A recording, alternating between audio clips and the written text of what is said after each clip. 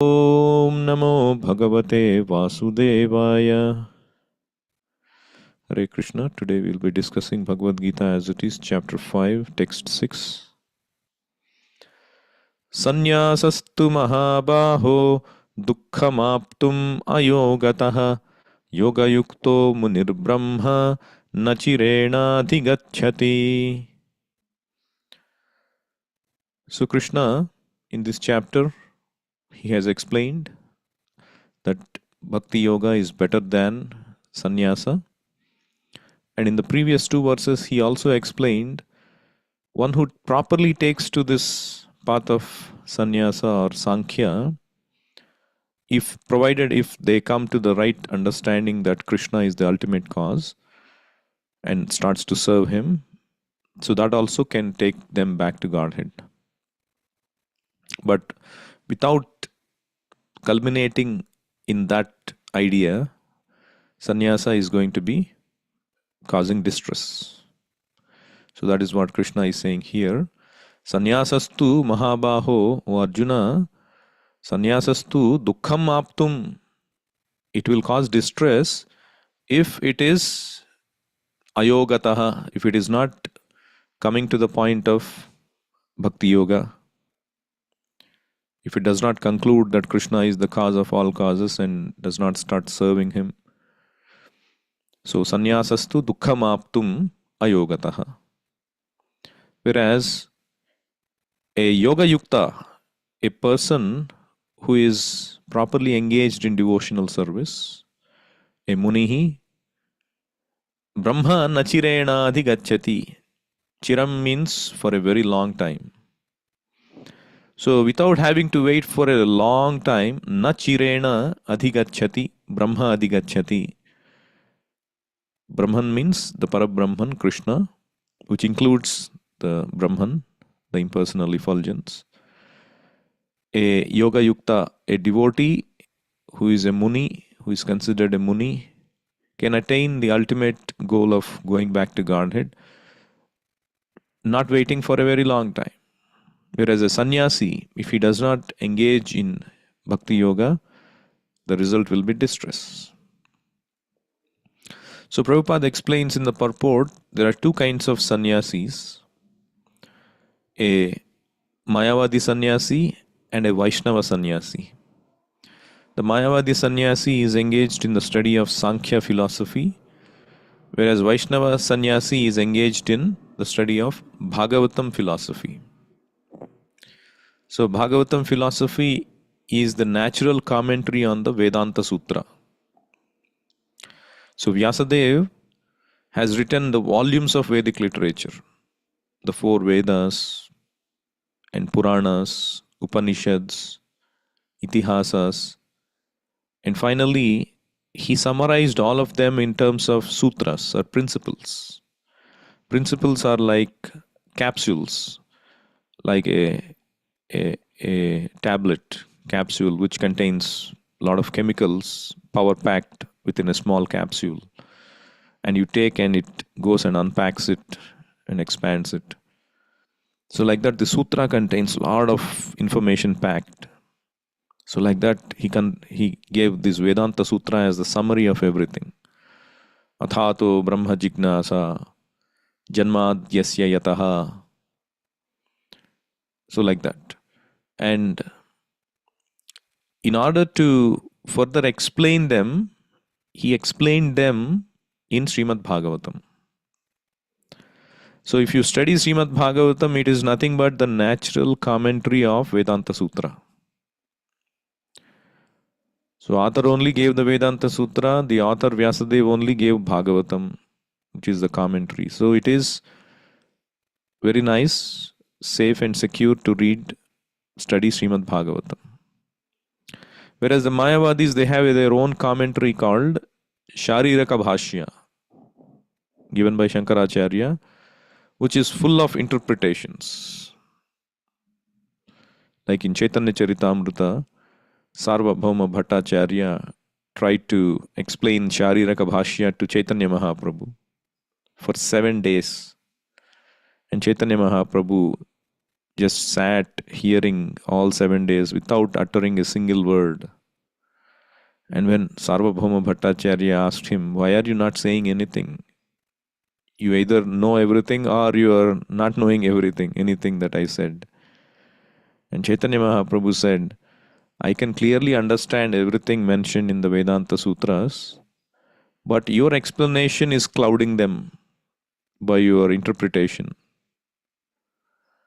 And he defeated all the arguments of Sarvabhauma Bhattacharya, and the Bhattacharya became his disciple and his devotee. He took to Bhakti path from Gnana path, from impersonalist school. So, the students of Bhagavata school are engaged in devotional service of the Lord according to Pancharatriki regulations. And therefore, the Vaishnava sannyasis have multiple engagements in the transcendental service of the Lord. The Vaishnava sannyasis have nothing to do with material activities, and yet they perform various activities in their devotional service to the Lord. But the Mayavadi sannyasis, engaged in the studies of Sankhya and Vedanta and speculation, cannot relish transcendental service of the Lord. So they are always studying, they are always speculating. So they cannot appreciate and come to relish the transcendental service of the Lord. Whereas the Vaishnava sannyasis, they are transcendentally engaged in various activities for the pleasure of the Lord. And so these Mayavadi sannyasis, when their studies become very tedious, they sometimes become tired of such Brahman speculation, and they take shelter of Bhagavatam without proper understanding. Consequently, their study of the Srimad Bhagavatam becomes troublesome. So that also becomes troublesome for them because they cannot digest.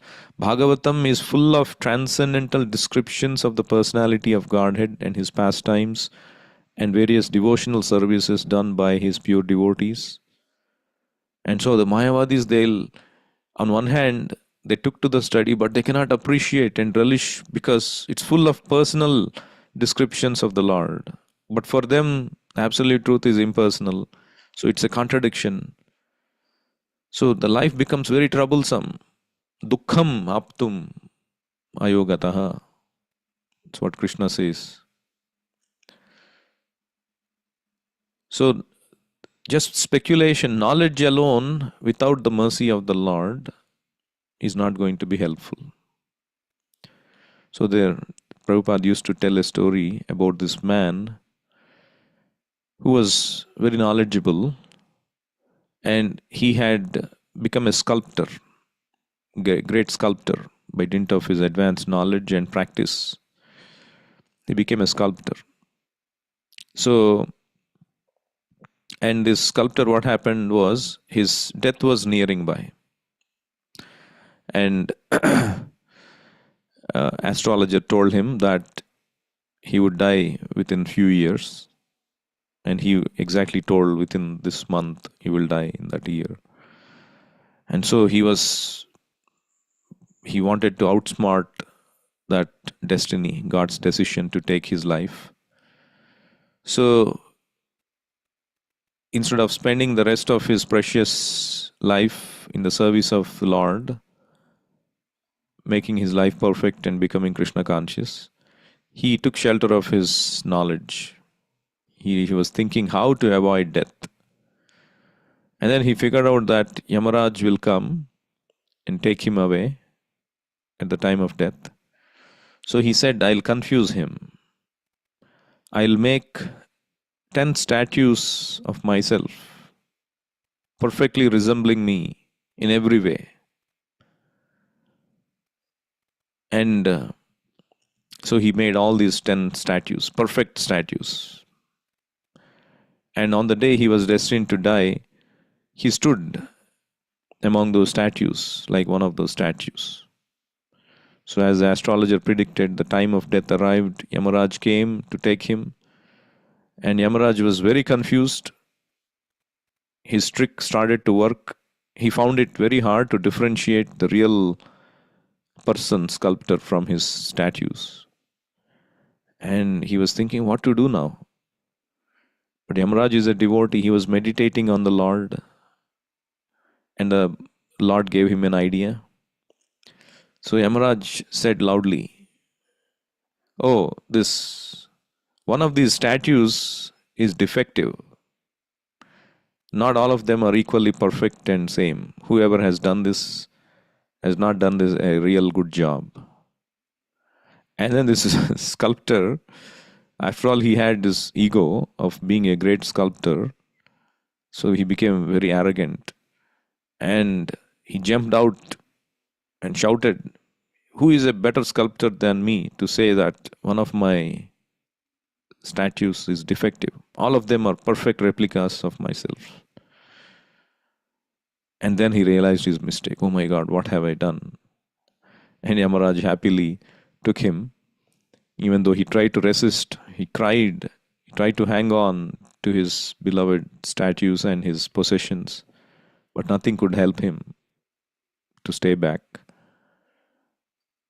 And Yamaraj told him, "See, nobody can outsmart God. You thought your knowledge and your material assets can help you. If only you had surrendered to God and spent your remaining life, even after receiving that warning, then Krishna would have helped you with a peaceful, smooth passage at this time." So, the selfishness, arrogance destroys one's life. So, you see, in Yamaraj's case, he was dependent on Krishna and he gave him idea. Whereas this person was dependent on his own self. He was relying on his own knowledge, relying on his own material assets. So knowledge alone won't help us. Knowledge has to be accompanied by surrender to Krishna. So there was one conversation with Prabhupada where this person was asking, he is a Gnani background. He came to meet Prabhupada. So he appreciated the devotees' activities. So I appreciate the bhakti activities, but I am from a Gnani background. But I understand that the bhaktas, they approach differently, not necessarily through gnana. Excuse me.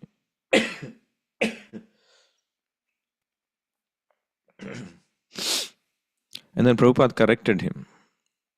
He said, Bhakta is a perfect gnani. And then this man was surprised. How is Bhakta a perfect gnani? I thought you more engage in various services to Krishna, whereas Gnanis we engage in philosophical study and mental speculation and all of that. So Prabhupada quoted him a verse from Bhagavad Gita. Brahmabhutah prasannatma na sochati na kankshati samah sarveshu bhuteshu madbhaktim labhate param. He said, a Gnani, if he has to claim that he is a Brahmabhuta, first he has to understand who he is.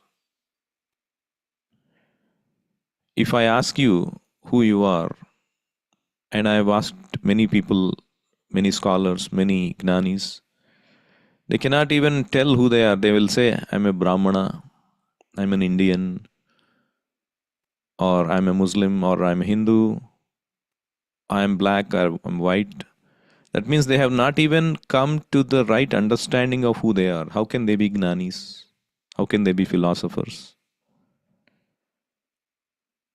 You have to be Brahmabhuta. You have to understand that you are Brahman, you are spirit soul, not this body. If you have not even such conception, then you have not even understood who you are. Then you are a Agnani, not a Gnani. What is the use of speculating and studying philosophically? You have a long way to go. So, and after, what is this qualification? What is the symptom of a Brahma Bhuta? Na sochati na kankshati. There is no hankering, there is no lamentation. Usually we find in this world, everybody is hankering to get something or lamenting about something in the past. Or in other words, they either live in the past or live in the future. Nobody lives in the present. Bhagavad Gita is teaching us, live in the present. Whatever is done, there is no point in lamenting over. Whatever is going to happen in the future, there is no point in hankering after. You have to do your duty, but you keep hankering after it. That will happen, this will happen. Like Prabhupada tells this story of this potter. He was a humble man making pots, clay pots, and selling. So he was making a lot of pots, taking and selling and getting income and living. It's a good life. So one day he made a lot of pots and he became quite excited. Oh, I now know how to make all these pots. And then he started to take a nap in the afternoon. He started to dream. Oh, I'll make these many pots today. Tomorrow I'll make those many. I will hire a vehicle. I'll take them to this shop and I will sell them and I'll make money. I'll come back. I'll make more. I'll make so much money. I'll build this big house and I will buy this. I'll buy that. And I'll be the best man in this town and all such dreaming. And in that dream, he was like jumping and dancing and he started to kick with his legs and all the pile that he has accumulated, the pots, he kicked onto them and all of them fell and broke. And then he woke up from his dream and started to lament. Oh my God, what have I done? So the story illustrates how we keep hankering for something. We keep building this phantasmagoria. Like somebody said, a joke, if you want to make God laugh, tell him about your plans. Which means we plan something and something else happens inevitably. But we always live in the dream, in the future, hanker, and spoil our present, and spoil like the pots got damaged and we lament for spoiling our present. I could have done something useful. Why did I waste my time? So a Brahmabhuta is neither sochati na kankshati. He does his duty. He enjoys life in service of Krishna. So, and samah sarveshu bhuteshu madbhaktim labhate param. A bhakta's life starts after Brahmabhuta. That means a bhakta is already on the Brahmabhuta platform. And then some devotee came and told Prabhupada, no, Prabhupada, I think he is asking about a neophyte bhakta who just joined. He may not be very knowledgeable and all that. So Prabhupada said, yes, there are three kinds of devotees: Kanishta Adhikari, Madhyama and Uttama Adhikari. Kanishta means in lower status, who just started devotional service. Madhyama means who has progressed to the intermediate stage. And Uttama means the highest stage. Of course, this verse refers to the Uttama Adhikari. He's realized that he is Brahman and he is engaged always in the service of Krishna. Mad bhaktim labhate param. So that bhakti already includes proper gnana.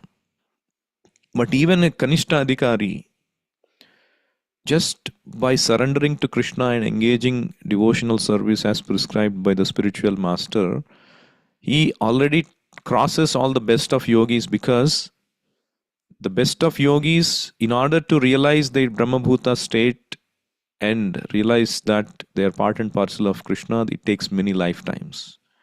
But a Kanishta Adhikari, is a neophyte, also crosses that stage just by surrendering to Krishna with solid faith. And Krishna, by seeing the sincere services of his devotees, he gives them requisite knowledge how to go back to Godhead. So a bhakta is already a gnani. Vasudeve Bhagavati Bhakti Yoga Prayojitaha Janayati Asu Vairagyam Gnanam Chayadahaitukam. If you engage in Vasudeve Bhagavati Bhakti Yoga, bhakti to Krishna, it generates Janayati Asu Vairagyam Gnanam. Very soon it generates Gnana and Vairagya. Whereas if you engage purely in Gnana, you may not even come to the proper Gnana, what to speak of Vairagya. Vairagya means detachment. The detachment from this world has to come because of attachment to Krishna. You cannot be detached from this world because by nature we want to be attached to something. A spirit soul always wants ananda, anandamayo bhyasat. It always wants attachment. Just like a kid, if you take away toys and ask him, be silent, the kid will go mad. He wants activity.